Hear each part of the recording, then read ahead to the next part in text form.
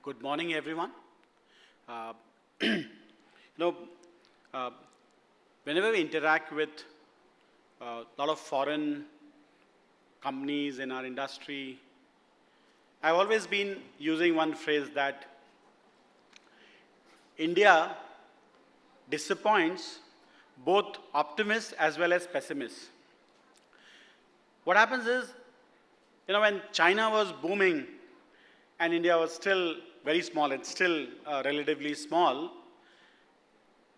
there was a set of pessimists, let's focus on China, and China is already big, delivering large numbers, India disappoints. So the pessimists, were trying to say that India is still not ready, but India was really growing.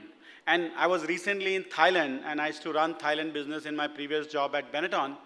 And I see in last 20 years where Thailand was and where India was. And today, most of our malls, like Mall of Asia, open in Bangalore, or Prestige Falcon open in Bangalore. I think they are far better than a lot of the new malls that are opening in Thailand. So we have really crossed some level of standards and really proving the pessimist wrong. At the same time, there are, optimists. I remember Diesel founder Renzo Rossi. He put his daughter's name as India. And in 2003, and I was trying to interact with that company, and he had this daughter born, and he named her as India.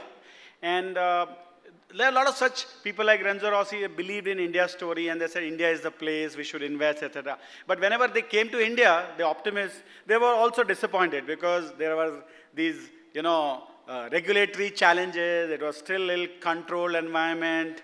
There are infrastructure gaps. Our high streets are not, even today, not as clean as they should be. There are a lot of challenges itself. So that's why I always say that India disappoints both optimists as well as pessimists. But the good news is that India keeps moving forward. And as we start discussion of this round of IFF, I want to thank the Images team, Amitabh, Nikhil, Anjali, Mr. Roy, all of them, to give us an opportunity to devise this strategy, to choose this theme, because I always used to think that our industry was always song and dance about, growth ho raha hai, revenue is growing, and, my friend like Anisha is still uncomfortable with this theme called, to make it great again. So I said, let's get out of that song and dance, let's get to some serious deep thinking, and then we chose this topic. And I'll start with some anecdotes about the theme. So I go back to 25 years, and I was a person working in Madura Coats and thread and accessory business, and I used to go to the garment business. And I remember my meeting with one of the brand managers, and I asked him that my growth will happen if the garment industry grows, and thread and accessories will grow because of that. And he says, there's no, hindrance to growth in this category. We just keep opening stores and we'll keep growing. And I said, how simple, And I look back also, there's a unorganized getting converted to organized. People have more number of watches than wardrobe. They have more number of shoes in their wardrobe. They have maybe less number of ties, but they have probably more number of jeans in their wardrobe, and many more categories. Consumption per capita has gone up, etc. So the industry has grown. And I look back to that meeting, and I said, yeah, he was so right that if you could just, even today, some of the brands that I run, Tommy or let's say US Polo, we can just keep opening stores and our business can continue to grow profitably if we do it sensibly. But I want to give you another example now, that when we meet investors for, part of our listed company and interact with them, there's a general consensus that this business is poised for growth and further growth, and it'll become bigger because, like I said, unorganized will become organized, the consumption will continue to grow. But people are clearly saying it's a difficult business. And they're saying it's a large business opportunity, it's a growth story, the industry, but there are clear obstacles, roadblocks, challenges, whatever the word that you want to use. And that's why this theme to me is very relevant, that is the right time for all of us to sort of double click and say what makes our industry difficult now, which was 25 years was a simple, straight, great business story going forward. Now, Generally, people talk about profitability. If you see the quarterly results, there are very few companies who deliver like a double-digit EBITDA. There are very few companies who deliver a certain stock turn. There are very few companies who deliver a certain ROCE, return on capital employed. And we as industry, most of the time doing song and dance about top line growth and stuff like that, So clearly, if I look back 25 years, it's a straight line, smooth business, poised for rapid growth, and that's happened in this industry. Today, the investor community is saying to us that, yes, it's going to be a very big business, even bigger than where it is, but there are challenges, roadblocks. So we need to find reasons to make it, solutions to make it great again. And that's the theme that we chose, that we are no more as great we were before, and there are roadblocks and challenges, and we will, take it forward.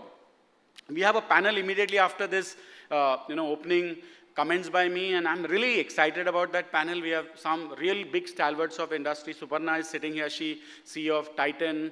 That's a company which has 3.5 lakh crore market cap. We have Vishak sitting here, who runs Madura lifestyle part of business, CEO of that business. We have Gopal Asthana from Tata Clicks, CEO of Tata Clicks. He'll give an online perspective. We have Vineet Gautam there from Bestsellers, again, a very big business that is built as a CEO. And then we have BCG partner Rohit Ramesh, who will give a global perspective, and as an independent consultant, big four multinational consulting firm, he'll give us the share. So I'm really excited to participate in that panel immediately after that. But what I'll do, I'll talk about some 2-3 themes which are kind of challenges that our industry is facing, and then leave the thoughts for these 2 days. We have a lot of panels on how to make product great again, how to get pricing great again, how to get shopping experience great again, how to get talent great again, how to get funding culture great again in this business. So there we have laid out different panels to throw open the dialogue in the industry, that we were very great, we've grown, we become bigger, but there are some roadblock challenges that we'll need to solve before we become great again and attract the talent. And I'm also part of a panel tomorrow where we're discussing how to improve the talent base in the industry and how to make the talent great again. So those are the broad ideas of the theme, and I'll just take 2-3 points very quickly before we start the panel. So first point I want to discuss is about discounting. And I remember my discussions, I keep quoting, I was with Ravi Modi of Manyavar in his Calcutta office. And he wanted to know something about Tommy Hilfiger shopping experience. So we had common business associates, and they said, whenever you're in Calcutta, do you want to meet Ravi? He wants to meet you. I said, yeah, I have no problem. I'll meet him. So when I was in Calcutta next, I went to Ravi's office at Manyavar. This is more than 10-12 years back. And he started asking me, how do you run Tommy? How's the shopping experience? How do you manage it? And then he said, why do you guys give so much of discounts to your industry? And, and he said that if you're discounting, and in the discounting in our industry is between 15 to 20%, and they says, how do you make money? How will you get EBITDA? If you're putting 15 to 20% on the table as discount, and why would then somebody buy full price?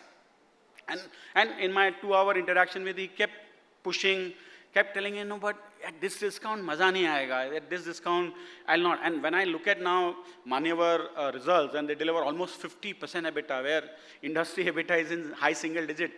And you see the difference of that 40-odd% in EBITDA that Manyavar delivers versus the industry delivers because of this discounting. Their discounting is in low single digit, and they have figured out some methods to, there will be some category benefits, but it's also mindset. Let's give credit where it's due, and figure out how they work out something which is at such low discounting and discount. I mean, I'll give you an example of what happened in the winter wear season just now. The winter starts peaking around 15th of Jan starts 1st Feb, when the actual snowing happened on Shimla and Upper North, and it'll continue till end of Feb, and I'll phase out in the first fortnight of March. Diwali, so Holi is on 25th of March. So we all know, and everybody says winter got delayed. Winter not getting delayed. It just got pushed out for last so many years. We know that next year I can predict that on 15 Jan winter will start, 1st February will peak, and by 15th February will continue to peak, and then it'll phase out by early March. It's not going to change, but we will all give press interviews saying that winter got delayed, etc. It's not getting delayed. We all know the winter months are it's got delayed over a period of 20 years, yes. But year to year is not changing. But what happens is that our sale starts in middle of December, and earlier is to be, even in the recent times, to be last week of December, now it's become mid-December. Department stores, because all completely funded by the brand, they want to go as early as possible. Malls want to give 50% off days. Department stores started with one department store wanted to give 50% off. That was one weekend, now it became 8 weekends. And, everybody is in a rush to give discount. And Ravi Modi was very clear. He was saying, at this level of discounting, how will you make money? How will this industry be great, if we continue to start EOSS on 15th of December, where the winter is going to only start from 1st of February. There's no scope to make money in that, winter season. And in India, if you look at the other side, we give the EOSS in July, and the winter we don't have a change of weather in that season. We go from summer to summer, and we give out huge discount in July. Then the peak summer happened this year in August, September, but we already sold goods at, large discount in July, and then why would somebody buy a full price? They have to be idiots really to, then shop not taking that 35% discount and then buy full price, and just to be favor to this industry. So, discounting is a pain, and I can give example that mall days the mall ask you to give 50% discount to me. They are not giving any rent reduction for those days. They are not giving any car park free. They are not giving any camp reduction for these days. But we are just dishing out, 50% discount to the consumers and to increase the walk-in of the mall. So, where does it make sense? It's so one-sided. Why are we, yielding to such one-sided thing? Another thing on discounting is this new pricing I'm learning after 31 years of my experience. Is called high-low pricing. And I said, what is this high-low pricing? He says that, in online world, we need to give a certain discount so that we have to increase the markup and then sort of give discount. And I go to the screen, and everything is very uniformly discounted, 40%. That's a full price business. 40% discount is the full price. Then the discounting goes up higher. So I said, and we heard that consumer is your wife, or your consumer is your son or daughter, whatever, if you look at Gen Z. And they are not idiots, right? Your wife is not idiot, your son is not idiot. And they can clearly see through that everything is marked down 40% to start with, and it's taken to 45, 50, 60%. And then it's called high-low pricing. And then, the impact of that high-low pricing is like one time you can fool the customer. We all fool our wives once in a while, right? When she asked for solitaire, I said, no, right now prices are very high.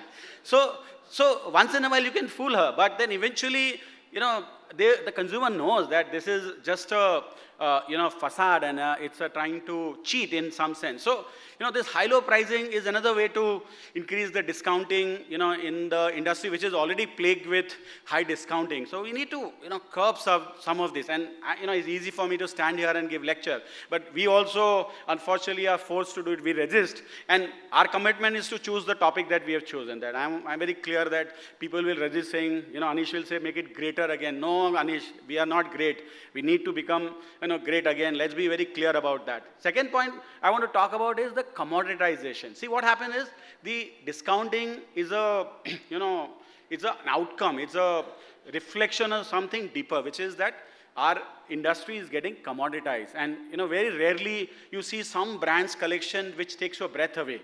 There is rarely you see an ad campaign which says you pause, or you on your mobile you sort of flip it back again, see it. Or now we don't read so much, but in the past we would have said you flip the pages of the magazine or the newspaper. So where are those ads? Where are those collection which take your breath away? Why because everybody watches WGSN, and all the NIFT graduates go on every day morning to WGSN and say Ikigai is the famous thing, or it's staycation is the thing, And I said, well, how many people will talk about Ikigai? It's such a commoditized sort of interpretation that WGSN, no disrespect. I'm still a fan. I still go through WGSN regularly. No disrespect to WGSN. Please don't. I'm just trying to send a message saying that can't be the differentiator anymore. That's a table stake that everybody has that access. So we need to figure out what are the new sort of inputs that will create differentiation, that will create something which is different than your neighborhood. In department store, you have 12 feet wall, you walk 3 steps, 4 steps, you are going into the next wall of commodity. Then you walk 3-4 steps, you go on and walk into another commodity wall. You go walk another 3-4 steps, you have these rivers of chinos, in the same beige khaki colors, olive color, and, and then the same, sometime you do, dobbies and then prints on the dobbies and then some stretch in the dobbies on the print. It's the same commodity, river of commodities after commodity. Then you get discount. Because if you play on the commodity, the only way the differentiation is pricing, right? Then you have these intelligent ideas like high-low pricing, right? So, this is what the whole commoditization is leading to discounting and leading to lower margin in our industry. And that's why you don't get fresh investment. That's why the smart guys from the top institutes don't want to join our industry, because they think, what is it? I mean, you have to sit and do discounting every day, look at the screen and, just decide the pricing strategy, discount how much. That's not intelligent enough for a youngster to, they want to solve problems, right? All the youngsters, I want to go and solve problem for the world. But discounting is not solving any problem. So that's the second problem, discounting and then commoditization of experience. And the third thing is that, no respect for capital and amount of capital our industry is putting in inventory. And, everything has become SOR. Every, retail format is now something called SOR, and then you're putting merchandise. There's so much of capital gone into that SOR model. Then you're pulling back stock, and typically everybody's keen, aaj maal bhej do. But nobody is keen to return the stock on time. So you have money blocked in launching the season, and then there's a slow movement of return from the market, etc. So your money is blocked in everything. So, your EBITDA is getting impacted by discounting, and your capital employed is getting impacted by high inventory in the SOR model. So the sum total is your return on capital employed is really low, and that shows in our performance and the P multiple that we get. And having said that, while, I may sound very critical on this, but I still see somebody like Tata Trends recently in this market condition growing at 50% top line, 50% EBITDA. Their market cap is now 1,40,000 crores. Few months back, they were at 1 lakh crore, and we all said, notice, oh wow, Tata Trend is now 1 lakh crore. And yesterday I saw, it says, I have to talk about them, let's see the market cap. They're like 1,43,000. They've added 43,000, which is probably the double of the next big company in the industry. Is the market cap they've added in last couple of months. Is that kind of, so the consumers are rewarding those companies. Zudio is flying, the investor community is flying. They are a great company. So if you were to say that are there some great companies? Of course there are some great companies. I mentioned Titan is at 3,50,000 crores or whatever, and Tata Trent is at 1,40,000 crores. There are great companies, but they are very few and far between. We need a larger mass of our companies and businesses to reach that greatness that Tata Trent is exhibiting. So that's the problem. We have high discounting, we have commoditization of experience. We're losing relevance to other categories like travel and eating out and mobile phones. And earlier you used to reflect yourself through your shirt or jeans or t-shirt. Now they are reflecting themselves through mobile phones, through the place they are eating out and putting on their Insta account, or through travel where they're doing. So the we are losing as an industry share of experience and share of wallet to some other players like eating out and to experience like travel, etc. And these are all real, and in these next 2 days, we must debate these points rather than worry about why is the topic like this and are we great or are we greater or not. Let's focus that, let's be self-critical and say that we were great, we are no more great, and there are areas of challenge like, discounting or commoditization or high inventory level that we work on. And that's why we created these panels on how to make product great again, how to get better marketing, how to get better talent, because we will not be able to attract talent in this industry if we continue to perform the kind of returns that we are delivering, because we won't have money to invest behind people or behind technology or behind other things if our inventory remain the level we are, or the discounting remains and the EBITDA remains in high single digit for good companies. So that's the message as a chairman of this round of IFF.